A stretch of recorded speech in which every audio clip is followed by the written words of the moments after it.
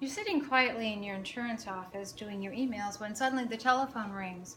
It's one of your insureds and they are requesting a certificate of insurance. So you get out your pen and your paper and you start to take notes. Who is the certificate holder? What is their address? How would they like to receive the information? Would they like it faxed, email, or even snail mailed? But then your insured tells you one other detail. They've signed a contract. Now, what was a simple matter of a certificate of insurance has become a major challenge. This is because a contract generally has multiple entities on it, such as the general contractor, the owner, the architect, political subdivisions, or others. It can also involve multiple endorsements, such as additional insured or waivers of subrogation. And it is important to keep all of this information straight because your contract has signed a contract and the stipulations in that contract need to be met. The certificate of insurance, even though it is a matter of information only, needs to be accurate because if it is not, any endorsement that is shown on that certificate that is not also endorsed on a policy could lead to an errors and omissions claim, in which case your agent is not likely to be very happy. So, how can you keep all of this information straight? An Excel spreadsheet is an excellent way to do that. Now, most of the information you've already started to gather, talking to the insured, so you need that information, and you're going to need a printer because you're going to need to print off a copy of that contract. You're also going to need a highlighter because you're going to be going through this contract looking for specific information. Most of the information that you see up here right now we're going to be going through when we go through the Excel spreadsheet itself. So first you open up your Excel spreadsheet and you save it with a new name. I like to save it with the name of all of the parties that are involved in this contract. That way if you ever have a question, you can go back and find that particular document because your insured may be working more than one project with that general contractor. So you have all of this information that you're going to be looking for in the contract, and not all of it is going to be found on the section that is called insurance.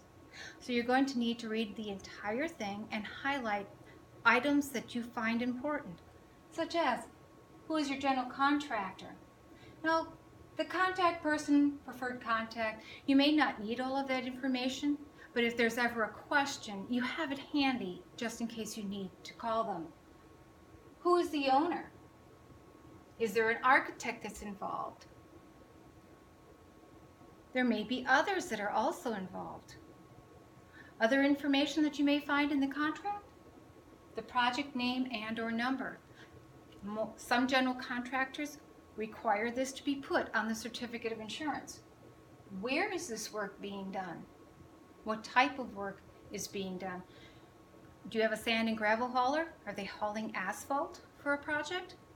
Do you have an electrical contractor who may be doing an electrical demolition, or are they working on new construction? When will this project begin? And what is its expected completion date? You may also need to know what is the length of time for ongoing and completed operations. This is something you're going to find in the contract. It may not tell you how long the endorsements need to stay on the policy. You may need to find that information out later, which is why you've got your highlighter to highlight that. That's a question you will need to ask. What other things should you be looking for as you're going through? Words like additional insured. Are they on the general liability policy? Are they on an umbrella or the business auto? To whom are they going to apply? The general contractor, the owner, someone else? You may also see words like primary coverage and primary and non-contributory. Completed operations, which we discussed over here. Sometimes they'll also be asking for a per location or a per project aggregate. Are they looking for a waiver of subrogation? Now, not all instances of the word waiver is going to be a waiver of subrogation. It could also be a lien waiver. If you have any questions, ask your agent.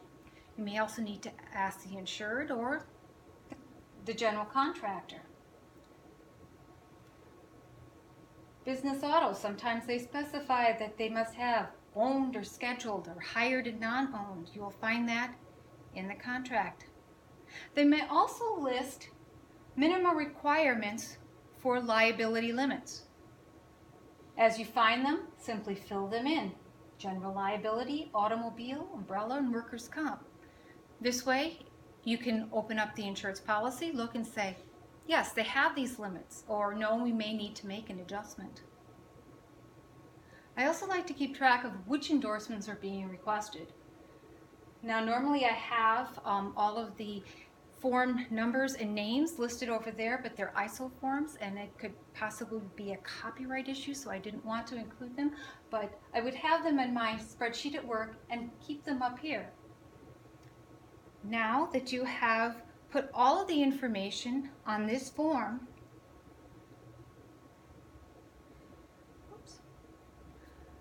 you have a summary of everything that you need to write a summary to your underwriter requesting approval to add all of these endorsements.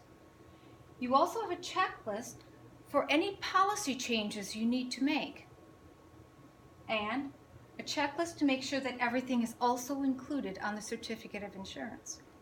With all of these things, you now have peace of mind knowing that you have done everything you can to get all of the endorsements.